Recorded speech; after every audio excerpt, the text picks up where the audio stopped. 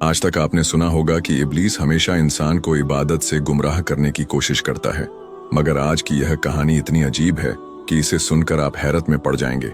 एक शख्स अंधेरी रात में नमाज अदा करने के लिए अपने घर से निकला। रास्ता बहुत अंधेरा था और चलते हुए उसे ठोकर लग गई। वह मुंह के बल गिर पड़ा और कीचड़ से लथपथ हो गया। गंदे कपड़े देखकर वह वापस घर लौटा, लिबास बदला और फिर से मस्जिद की ओर रवाना हुआ। अभी कुछ ही कदम चला था कि उसे दोबारा ठोकर लगी और वह फिर गिर पड़ा, मगर उसकी हिम्मत कम न हुई। वह फिर घर लौटा, कपड़े बदले और एक बार फिर मस्जिद की ओर बढ़ा।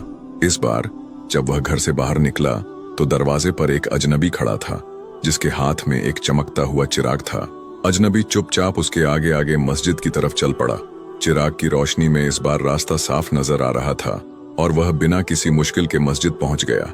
मस्जिद के दरवाजे पर वह अजनबी ठहर गया और नमाजी अंदर चला गया। नमाज अदा करने के बाद जब वह बाहर निकला तो देखा कि वह अजनबी अभी भी खड़ा था, मानो उसे घर छोड़ने आया हो। नमाजी को अजनबी पर शक हुआ और उसने उससे पूछा, आप कौन हैं? अजनबी ने जवाब दिया, मैं इब्लीस हूँ। यह सुनकर नमाजी हैरान रह गया और बोला, शैतान मुझे मस्जिद तक कैसे छोड़ने आया? तेरा काम तो लोगों को गुमराह करना है। इब्लीस हंसते हुए बोला, जब पहली बार तू गिरा तो अल्लाह ने तेरे सारे गुनाह माफ कर दिए। जब दूसरी बार गिरा तो अल्लाह ने तेरे पूरे खानदान को बख्श दिया। मुझे डर था कि अगर तू तीसरी बार गिरा तो अल्लाह पूरे गांव को बख्श देगा, इसलिए मैं चिराग लेकर आया ताकि तू बिना गिरे मस्जिद पहुंच जाए। यह सुनकर नमाजी की आंखों में आंसू आ गए।